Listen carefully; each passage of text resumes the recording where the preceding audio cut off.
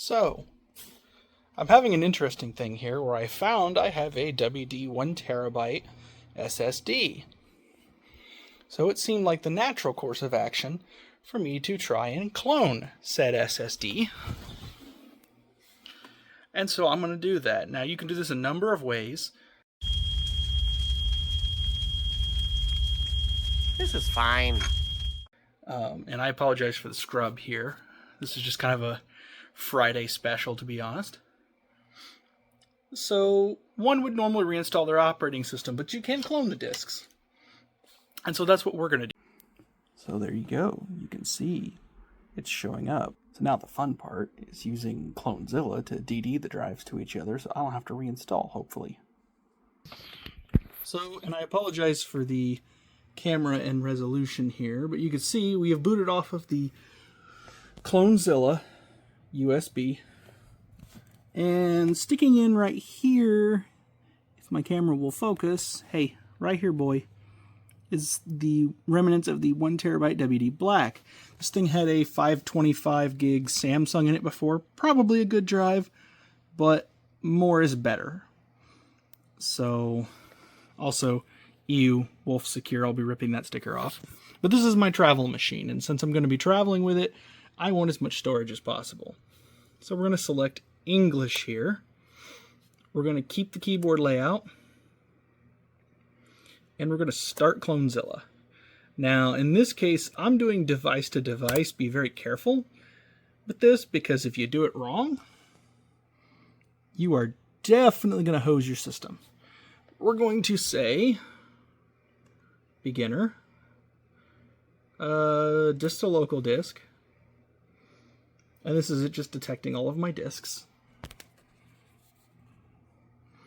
And so we need to choose the local disk as source. This is where the clone is coming from.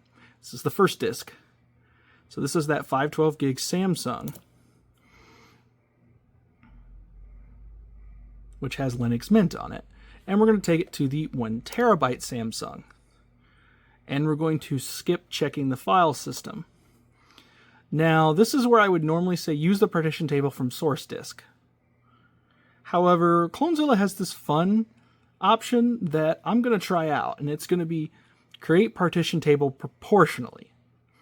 In theory, this will stretch the partition tables accordingly to fill the disk correctly. Your other option is to use the direct disk and then extend the partition.